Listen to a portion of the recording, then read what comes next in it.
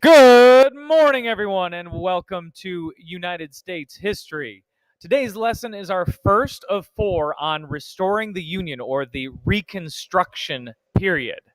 This comes right after the Civil War ends.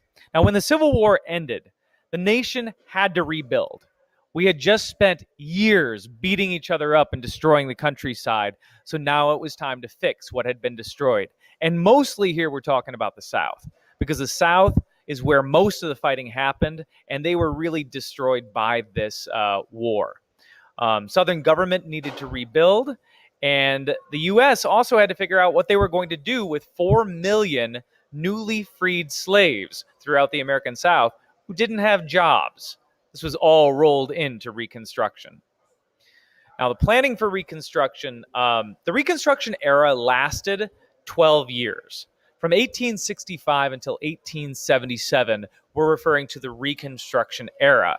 Now, these plans had begun long before the war ended. After Gettysburg, Lincoln knows that the Union is going to win the war. So in 1863, he starts to put together the plan for rebuilding the Union. And it was a 10-year plan where he planned to be very generous to the southern states. Kind of like Grant had treated Lee like a countryman after the surrender at Appomattox. Lincoln has the same mentality. He wants to treat the southern states kindly and bring them back into the Union as peacefully as possible. His Reconstruction Plan, he wanted to offer amnesty to anybody who pledged an oath of loyalty to the United States. This is official forgiveness. Forgiveness of whatever happened during the war, so long as you give this oath of loyalty. Now, once 10% of a state's population had taken this amnesty, this oath, they could form a new Southern government. That is, the federal government would no longer have a general in charge and a military government. 10%, and you'd get to be free. Congress, however, didn't like this. Congress thought that Lincoln was being way too much of a pacifist. And they had the power here. The Constitution gives the power to admit a state to the Union to Congress. If all these states had left the Union, then it's Congress that gets to determine who really is allowed to come back. And the radical Republicans, remember that phrase, radical Republicans. The radical Republicans in Congress wanted to punish the South. They did not want the South to come back easily or without paying for it. So Congress required a loyalty oath of 50% before statehood would even be considered. Much harder than Lincoln's plan. Now, Lincoln and Congress did agree on the 13th Amendment to the Constitution. The 13th Amendment forever outlawed slavery in the United States. No more slavery. It is illegal. Can't happen. And it becomes law on January 31st, 1865. It's the first of 3 Reconstruction amendments. Now, Lincoln was also the first president since Andrew Jackson to win re-election. We'd had this long string of really unpopular presidents who didn't do their job well. It had been like 40 years since we'd had a re-election. Now, he did look forward to seeing the nation through Reconstruction, and he was a good man to do it. He had the support of the North. He wanted to be kind and gentle to the South.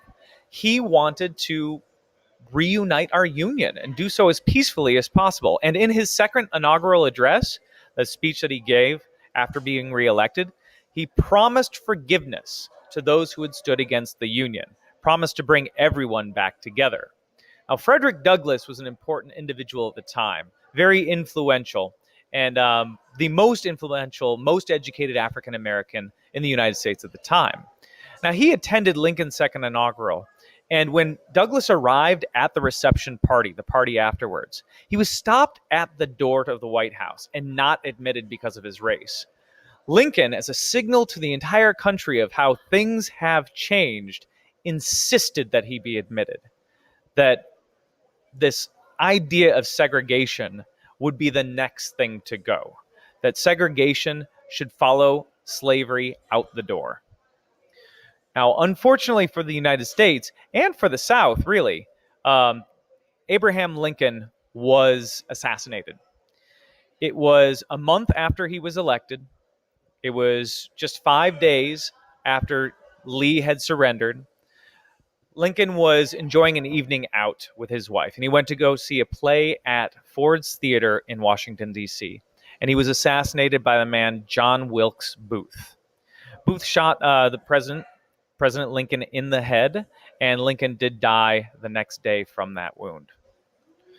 Now, radical Republicans viewed Lincoln's assassination with some sense of relief. Remember, Lincoln was going to fight them on their plans. He wanted to bring the South in peacefully and was willing to give to the South and to compromise with the South on some items.